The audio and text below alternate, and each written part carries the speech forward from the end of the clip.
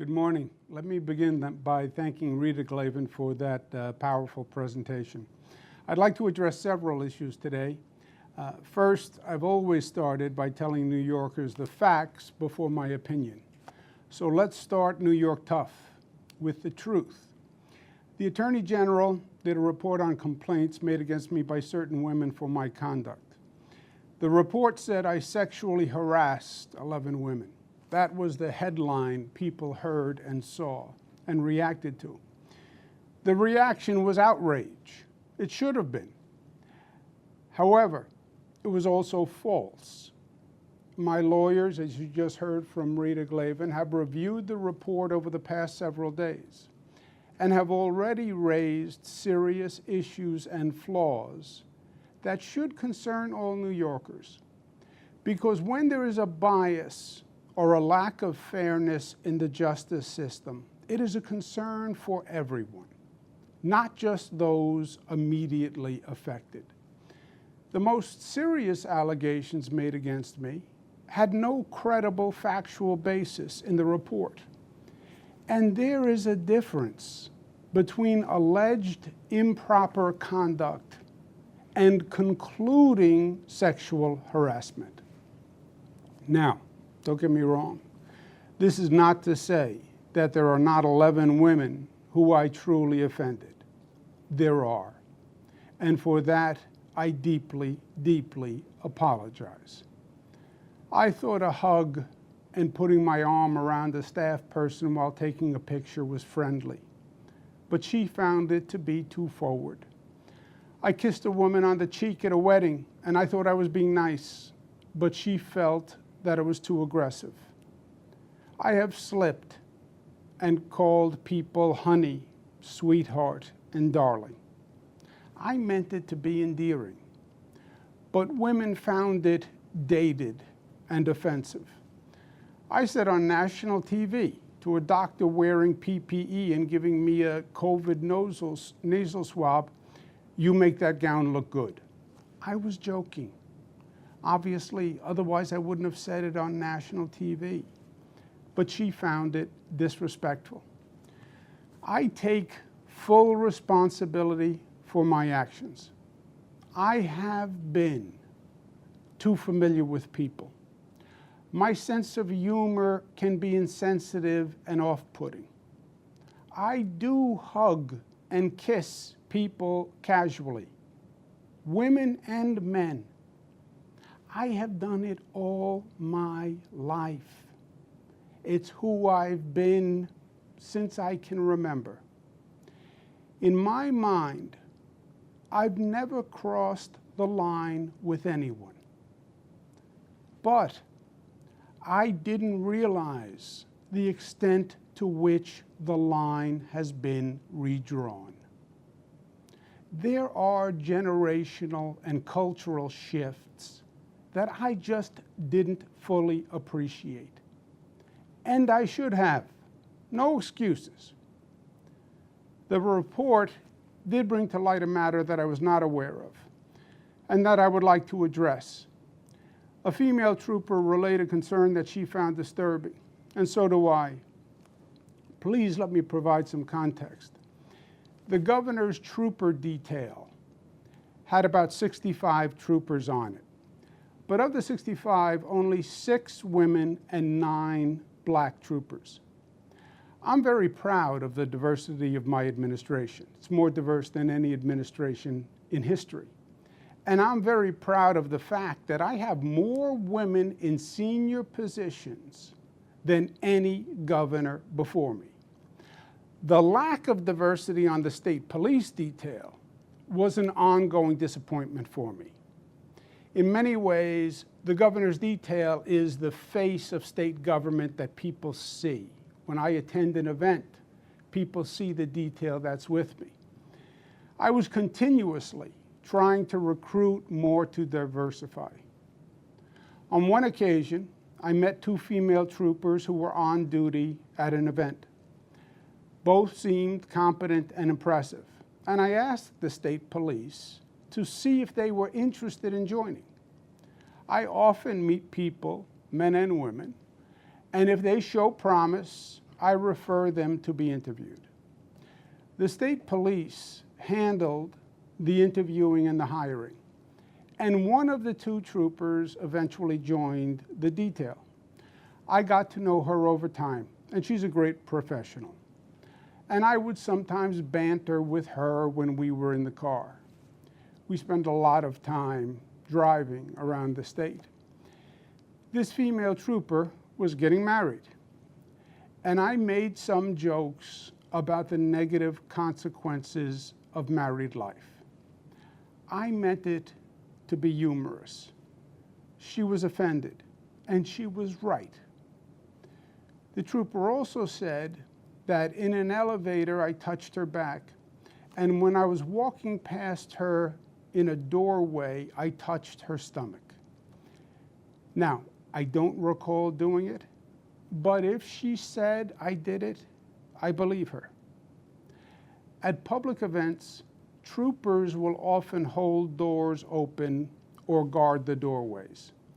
When I walk past them, I often will give them a grip of the arm, a pat on the face, a touch on the stomach, a slap on the back. It's my way of saying, I see you, I appreciate you, and I thank you. I'm not comfortable just walking past and ignoring them. Of course, usually they are male troopers. In this case, I don't remember doing it at all. I didn't do it consciously with the female trooper. I did not mean any sexual connotation. I did not mean any intimacy by it. I just wasn't thinking. It was totally thoughtless in the literal sense of the word, but it was also insensitive. It was embarrassing to her, and it was disrespectful. It was a mistake, plain and simple. I have no other words to explain it.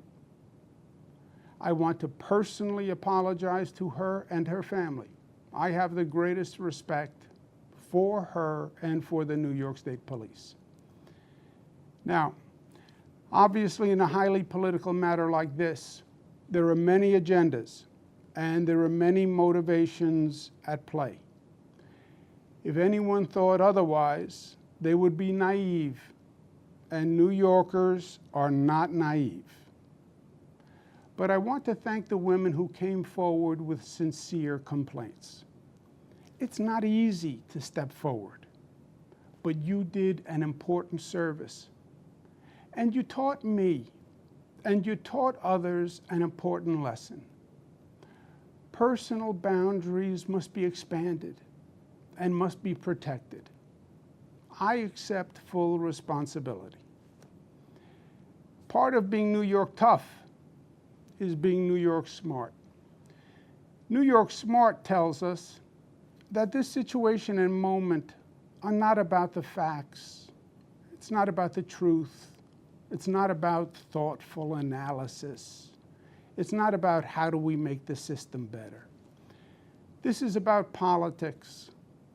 And our political system today is too often driven by the extremes. Rashness has replaced reasonableness. Loudness has replaced soundness. Twitter has become the public square for policy debate. There is an intelligent discussion to be had on gender-based actions, on generational and cultural behavioral differences, on setting higher standards, and finding reasonable resolutions. But the political environment is too hot, and it is too reactionary for that now. And it is unfortunate. Now, you know me. I'm a New Yorker, born and bred. I am a fighter. And my instinct is to fight through this controversy because I truly believe it is politically motivated. I believe it is unfair and it is untruthful. And I believe it demonizes behavior that is unsustainable for society. If I could communicate the facts through the frenzy, New Yorkers would understand. I believe that. But when I took my oath as governor, then it changed. I became a fighter, but I became a fighter for you. And it is your best interest that I must serve. This situation, by its current trajectory, will generate months of political and legal controversy. That is what is going to happen. That is how the political wind is blowing. It will consume government. It will cost taxpayers millions of dollars. It will brutalize people. The State Assembly yesterday outlined weeks of process that will then lead to months of litigation. Time and money that government should spend managing COVID, guarding against the Delta variant, reopening upstate, fighting gun violence, and saving New York City. All that time would be wasted. This is one of the most challenging times for government in a generation. Government really needs to function today. Government needs to perform. It is a matter of life and death, government operations. And wasting energy on distractions is the last thing that state government should be doing. And I cannot be the cause of that. New York tough means New York loving. And I love New York. And I love you. And everything I have ever done has been motivated by that love.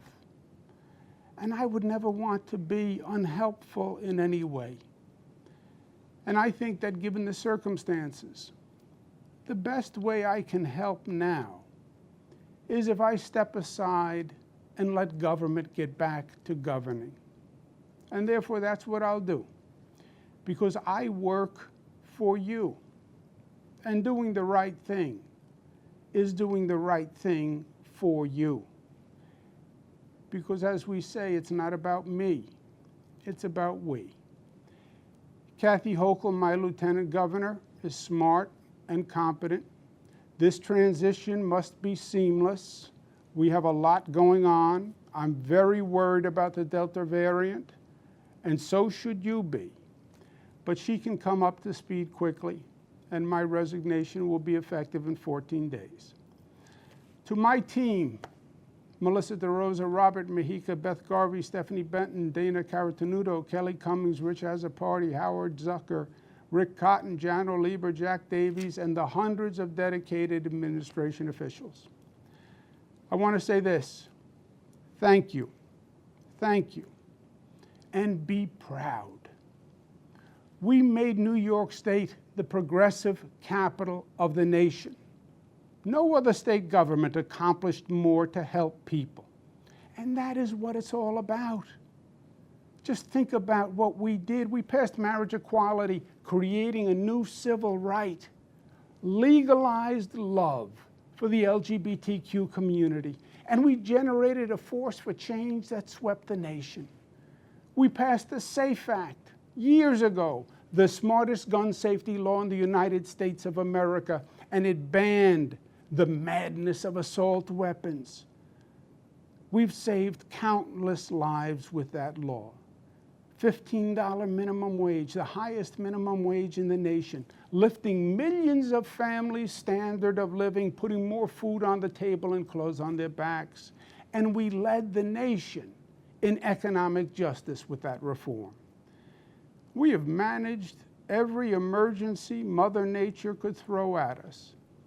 Fires, floods, hurricanes, superstorms, and pandemics. We balanced the state budget, and we got it done on time, more than any other administration, because government should work and perform.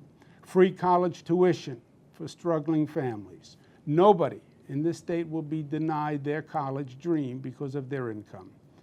We have built new airports, rail, transit, roads all across this state faster and better than ever before, and more than any state in the nation. The most effective green economy program in the nation. We did more for Black and Latino families than any other administration. We did more for working families. We did more for our union brothers and sisters. We did more to battle racism and anti-Semitism. Today, so much of the politics is just noise, just static. And that's why people tune it out. What matters is actually improving people's lives. And that's what you did. You made this state a better state for the generations that follow. And that is undeniable, inarguable, and true, even in these ugly, crazy times. I thank Speaker Carl Heastie and Leader Andrea Stewart-Cousins for their leadership. And let me say this on a personal note. In many ways, I see the world through the eyes of my daughters, Cara, Mariah, and Michaela. They are 26 and 26, twins, and 23. And I have lived this experience with and through them.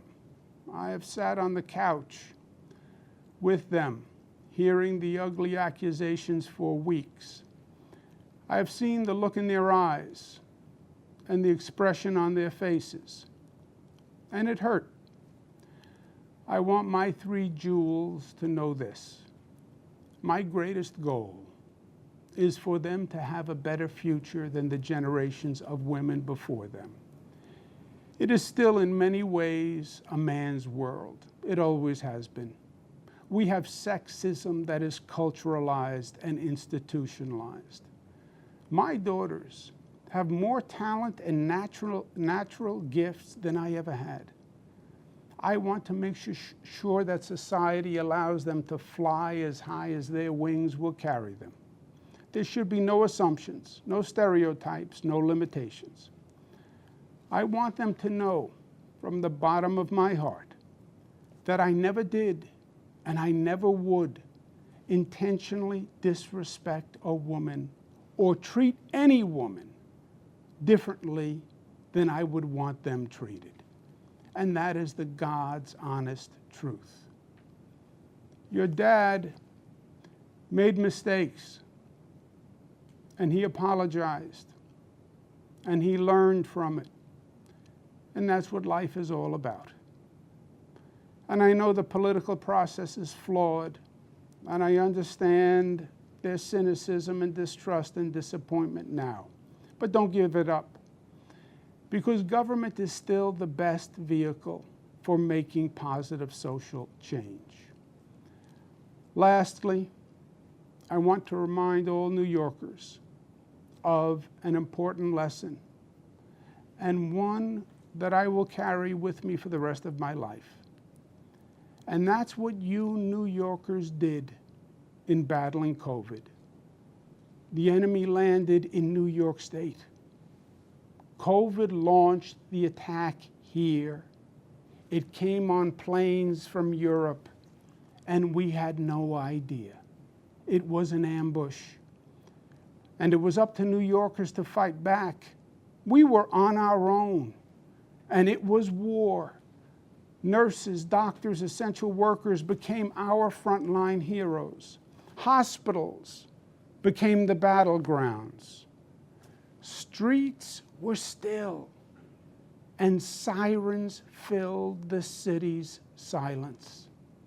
Trailers carried the bodies of our fallen brothers and sisters.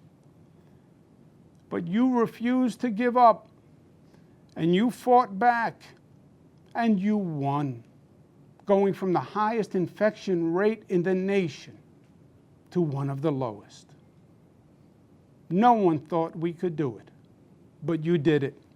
You led the nation, and you showed the way forward. And how you did it is what's most important. You did it together, Not as black New Yorkers or white New Yorkers, not as LGBTQ New Yorkers or straight New Yorkers or Democrats or Republicans or upstate or downstate or Jewish, Muslim, Protestant or Catholic New Yorkers, but as one community, one family, the family of New York. You overcame the naysayers and the haters and the fear and the division, and you unified and you rose and you overcame. And you saved lives. And that was powerful in its effect. It was beautiful to see. And it was an honor to lead. Please remember that lesson.